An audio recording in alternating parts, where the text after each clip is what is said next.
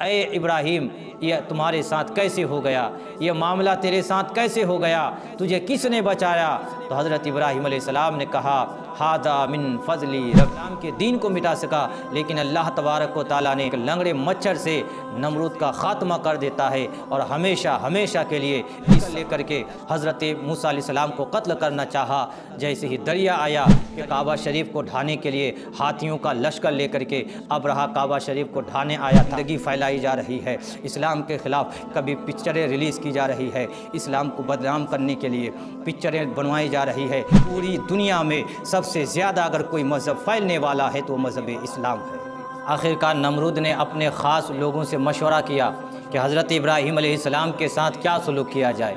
مشورہ میں طے ہوا کہ حضرت ابراہیم علیہ السلام کو زندہ آگ کے شعلوں میں جلا کر راکھ کر دیا جائے۔ نمرود نے حکم دیا ایک پتھر کی 30 گز لمبی اور 20 گز چوڑی 4 دیواری تیار کی جائے اور اس میں ہر چھوٹے بڑے مرد عورت لکڑیاں جمع کریں۔ نمرود کے اس حکم کو سنتے ہی حضرت ابراہیم علیہ السلام کے دشمنی میں اور نمرود مردود کو خوش کرنے کے لیے وہاں کے لوگ مرد عورت چھوٹے بڑے سب نے لکڑیاں جمع کرنا شروع کر دیے۔ مسلسل 1 ماہ تک لکڑیاں جمع کی جاتی رہی اور جب 4 دیواری لکڑیوں سے فل ہو گئی تو اس میں آگ لگائی گئی۔ جب آگ کے شعلے آسمان سے باتیں کرنے لگے، اگر کوئی پرندہ آگ کے اوپر سے گزرتا تو جل کر کے راکھ ہو جاتا۔ آگ کی شدت اور حرارت کی وجہ سے لوگوں کا اپنے گھروں میں رہنا دشواری کا سبب بن گیا۔ ایسی صورت میں حضرت ابراہیم علیہ السلام کو منجنیق کے ذریعے سے آگ میں ڈالا جا رہا تھا۔ ادھر حضرت جبرائیل امین تشریف لاتے ہیں اور عرض کرتے ہیں اے اللہ کے خلیل آپ ہمیں حکم کریں، اگر کوئی حاجت ہو تو بتائیں، میں آپ کی خدمت کے لیے حاضر ہوں۔ حضرت ابراہیم علیہ السلام نے فرمایا ہاں حاجت تو ہے اے جبرائیل، تم سے نہیں ہے۔ حضرت جبرائیل علیہ السلام نے کہا تھا کہ اے اللہ کے خلیل جس سے حاجت ہے اسی سے مانگو۔ حضرت ابراہیم علیہ السلام نے فرمایا وہ میرے حال کو خوب جانتا ہے، وہ میرے حالات سے باخبر ہیں، وہی میرے لیے کافی ہے، وہی میرے لیے کافی ہے۔ محترم سامعین کرام، گویا کہ حضرت ابراہیم علیہ السلام زبان حال سے یہ کہہ رہے تھے کہ وہ جانتا ہے میرا رب جلیل کہ آگ میں اب جاتا ہے اس کا خلیل۔ حضرت ابراہیم علیہ السلام کو منجنیق کے ذریعے سے آگ میں ڈالا جا رہا تھا۔ ادھر اللہ تبارک و تعالیٰ نے حکم دیا یا نارو کونی بردوں و سلامن علی ابراہیم، اے آگ ٹھنڈی اور سلامتی ہو جا ابراہیم علیہ السلام پر۔ اللہ کے اس حکم کو سنتے ہوئے وہ آگ حضرت ابراہیم علیہ السلام پر گلے گلزار ہو جاتی ہے۔ نمرود دل ہی دل میں خوش تھا کہ اب ہمارے خلاف کوئی بولنے والا نہیں ہے۔ نمرود سوچ رہا تھا کہ حضرت ابراہیم علیہ السلام کا خاتمہ ہو گیا، لیکن اسے کیا معلوم تھا کہ شمع الہی کو بجھا سکتا ہے کون، جس کا حامی خدا ہو اس کو مٹا سکتا ہے کون۔ نمرود بلند مکان پر جا کر کے دیکھا کہ حضرت ابراہیم علیہ السلام جس آگ میں ان کو ڈالا گیا ہے وہ آگ گلے گلزار ہو چکی ہے، آگ پھولوں کی باغیچوں میں تبدیل ہو چکا ہے اور حضرت ابراہیم علیہ السلام فرشتوں کے جھرمٹ میں تشریف فرما ہے۔ بلند مکان پر چڑھ کر کے حضرت ابراہیم علیہ السلام سے نمرود کہتا ہے اے ابراہیم یہ تمہارے ساتھ کیسے ہو گیا، یہ معاملہ تیرے ساتھ کیسے ہو گیا، تجھے کس نے بچایا؟ تو حضرت ابراہیم علیہ السلام نے کہا ھذا من فضلی ربی۔ تاریخ شاہد ہے کہ نمرود نہ حضرت ابراہیم علیہ السلام کو مٹا سکا، نہ نمرود ابراہیم علیہ السلام کے دین کو مٹا سکا، لیکن اللہ تبارک و تعالیٰ نے ایک لنگڑے مچھر سے نمرود کا خاتمہ کر دیتا ہے اور ہمیشہ ہمیشہ کے لیے اس صفحۂ ہستی سے مٹا دیتا ہے۔ تاریخ اٹھا کر کے دیکھیں، اسلام کو مٹانے کے لیے کبھی حضرت موسیٰ علیہ السلام کے زمانے میں فرعون بھی آیا تھا جو ہزاروں کے لشکر لے کر کے حضرت موسیٰ علیہ السلام کو قتل کرنا چاہا۔ جیسے ہی دریا آیا، دریا حضرت موسیٰ علیہ السلام پار کر جاتے ہیں اور فرعون اپنے لشکروں کے ساتھ دریائے بحر قلزم میں ڈوب کر مر جاتا ہے۔ اللہ تبارک و تعالیٰ فرعون کی لاش کو پوری دنیا کے لیے ہمیشہ ہمیشہ کے لیے عبرت کا نشان بنا دیتا ہے۔ تاریخ شاہد ہے کہ اسلام کو مٹانے کے لیے، اسلام کے چہرے کو بگاڑنے کے لیے کسی حضرت ہود علیہ السلام کے زمانے میں شداد بادشاہ بھی آیا تھا، دولت کے نشے میں چور ہو کر کے دنیا ہی میں اس نے عارضی جنت بنایا تھا، جس کو بنانے میں 300 سال لگ چکا تھا۔ سونے کے اینٹوں سے جس کی دیواریں تیار کی گئی تھی، جس کے محلات ہیرے جواہرات سے سجایا گیا تھا، قسم قسم کے درخت لگائے گئے تھے، نہریں جاری کی گئی تھی، جب اللہ تبارک و تعالیٰ پکڑنے میں آتا ہے تو تاریخ شاہد ہے کہ وہ شداد نہ جنت کو دیکھ سکا نہ جنت میں جا سکا۔ اللہ تبارک و تعالیٰ نے شداد کی جنت اور شداد کو صفحہ ہستی سے ہمیشہ ہمیشہ کے لیے مٹا دیتا ہے، خاتمہ کر دیتا ہے، نام و نشان مٹا دیتا ہے۔ محترم سامعین کرام، یہ تک محدود نہیں، تاریخ اٹھا کر کے دیکھیں تو پتہ چلتا ہے کہ تاریخ میں ایک بادشاہ بخت نصر کا بھی تذکرہ ملتا ہے، جس نے پوری دنیا پر حکومت کی،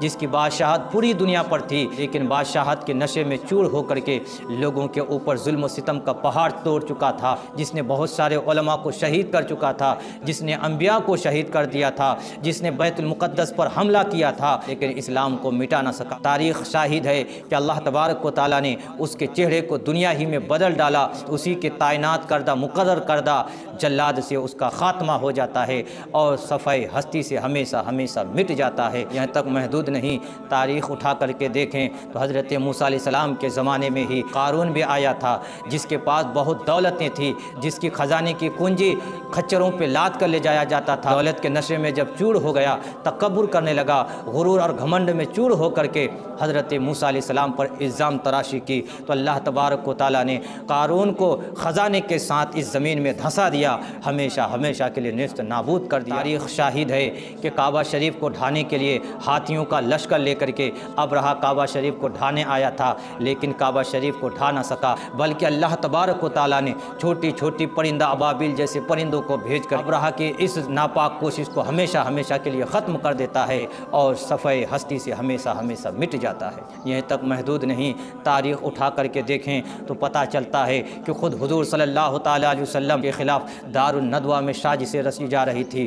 دار الندوہ میں حضور صلی اللہ تعالیٰ علیہ وسلم کے خلاف ہتھ کنڈے اپنائے جا رہے تھے کہ آخر اسلام کو پھیلنے سے کیسے روکا جائے۔ لوگوں نے مشورہ دیا کہ حضور صلی اللہ تعالی وسلم کو قتل کر دیا جائے، نعوذ باللہ من ذالک۔ آخرکار کفار و مشرکین نے ننگی تلواریں لے کر کے، اسلحے لے کر کے حضور صلی اللہ تعالی وسلم کی کاشان نبوت کو گھیر لیتا ہے۔ حضور صلی اللہ تعالی علیہ وسلم کفار و مشرکین کے درمیان سے نکل جاتے ہیں اور کسی کو خبر تک نہیں ہوتی ہے۔ جنگ بدر میں ابو جہل جیسے ناپاک کوشش کرنے والے، عتبہ جیسے ناپاک کوشش کرنے والے، اسلام کو مٹانے والے، بدر کے مقام پر کتے کی موت مرتا ہے اور ہمیشہ ہمیشہ کے لیے سبع ہستی سے مٹا دیا جاتا ہے۔ اسی دنیا میں اسلام کے چہرے کو بگاڑنے کے لیے یزید جیسے ناپاک کوششیں کرتا ہے۔ حضرت امام حسین کو شہید کر دیا، لیکن شہید ہو کر کے بھی امام حسین ہمیشہ ہمیشہ کے لیے زندہ ہو گئے، یزیدیوں کا ہمیشہ ہمیشہ کے لیے خاتمہ ہو گیا۔ کرم سامعین کرام، اس لیے تو کسی شاعر نے بھی کہا تھا کہ قتل حسین اصل میں مرگ یزید ہے،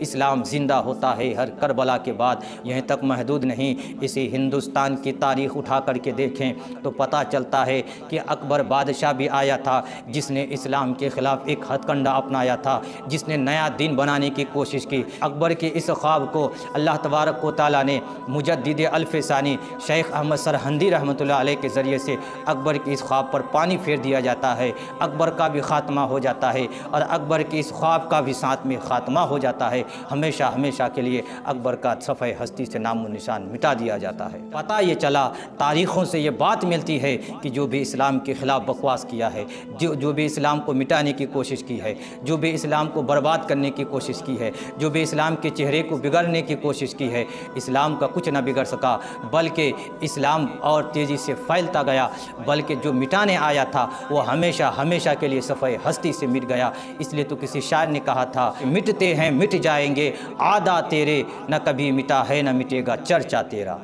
اسلام انمٹ چیز ہے، اسلام کو کوئی مٹانے والا نہیں، اسلام کو کوئی نہیں مٹا سکتا۔ آج بھی دیکھیں کہ اسلام کے پیچھے امریکہ پڑا ہے، آج بھی دیکھیں کہ اسلام کے پیچھے چائنا پڑا ہے، اسلام کے پیچھے بہت سارے ملک پڑے ہوئے ہیں، بلکہ اسی ہندوستان میں اسلام اور مسلمان بانی اسلام کے خلاف چینلوں پر بیٹھ کر کے بکواسیں کی جا رہی ہے، چینلوں پر بیٹھ کر کے منہ سے گندگی پھیلائی جا رہی ہے، اسلام کے خلاف کبھی پکچریں ریلیز کی جا رہی ہے، اسلام کو بدنام کرنے کے لیے پکچریں بنوائی جا رہی ہے۔ لیکن یاد رکھیے، پکچریں بنوا لینے سے، چینلوں پر بکواس کرنے سے، چینلوں پر بیٹھ کر کے گندگی پھیلانے سے اسلام کا کچھ نہیں بگڑ سکتا۔ آج بھی گوگل سرچ کر کے دیکھیں، اس اسلام کو جس کو مٹانے کی بات کی جا رہی ہے، پوری دنیا میں سب سے زیادہ اگر کوئی مذہب پھیلنے والا ہے تو وہ مذہب اسلام ہے۔ وہ اس لیے کہ اسلام کی فطرت میں قدرت نے لچک دی ہے، اس کو جتنا دباؤ گے اتنا ہی ابھرے گا۔ اب ایک سوال پیدا ہوتا ہے کہ آخرکار مسلمانوں کو بری نظر سے کیوں دیکھا جا رہا ہے؟ مسلمانوں کو کیوں ستایا جا رہا ہے؟ مسلمانوں کو ہر جگہ کیوں پریشان کیا جا رہا ہے؟ مسلمانوں کو ہر جگہ کیوں ٹارگیٹ کیا جا رہا ہے؟ اسلام کے خلاف کیوں بکواس کیا جا رہا ہے؟ تو واحد ذریعہ یہ ہے، اپنے نبی کے طریقے پر عمل کرنا چھوڑ دیا ہے، مسلمانوں نے نبی کے فرامین پر عمل کرنا چھوڑ دیا ہے۔ ورنہ آج بھی اسی ہندوستان کا ایک لیڈر پپو یادو اپنی ریسرچ اور اپنی غور و فکر سے کہتا ہے کہ جس دن مسلمان سچا پکا مسلمان بن جائے گا تو پوری دنیا میں اسلام پھیل جائے گا، اسلام کو پھیلنے سے کوئی نہیں روک سکتا۔ یہ حقیقت ہے کہ اگر آج بھی نبی کا سچا غلام ہو جائے، آج بھی کما حق ہو طریقۂ مصطفیٰ پر مسلمان اپنی زندگی گزارے تو یقیناً اسلام کو پھیلنے سے کوئی نہیں روک سکتا۔ اس لیے تو کسی شاعر نے کہا تھا کہ اگر آج بھی ہو ابراہیم سا ایمان پیدا تو آگ کر سکتی ہے اندازے گلستاں پیدا۔ تو فقط ہمیں ضرورت ہے نبی کا سچا غلام بننے کی، ہمیں ضرورت ہے طریقۂ مصطفیٰ پر زندگی گزارنے کی، ہمیں ضرورت ہے قرآن کو سینے سے لگانے کی، ہمیں ضرورت ہے قرآن کی تلاوت کرنے، اس پر عمل کرنے کی، ہمیں ضرورت ہے اللہ اس کے رسول کے فرامین پر کما حق ہو عمل کرنے کی۔ طریقۂ مصطفیٰ پر مسلمان اپنی زندگی کو گزارنا شروع کر دے، مسلمان اپنی زندگی کو گزارے تو محترم سامعین کرام، شاعر کہتا ہے کہ کی محمد سے وفا تو نے تو ہم تیرے ہیں، یہ جہاں چیز کیا لوح و قلم تیرے ہیں۔ اللہ کریم ہم سب کو حضور صلی اللہ تعالیٰ علیہ وسلم کے نقش قدم پر چلنے کی توفیق عطا فرمائے، ہم سب کو نبی کریم صلی اللہ تعالیٰ علیہ وسلم کا سچا پکا غلام بنائے۔ وما توفیق الا باللہ۔ السلام علیکم ورحمۃ اللہ۔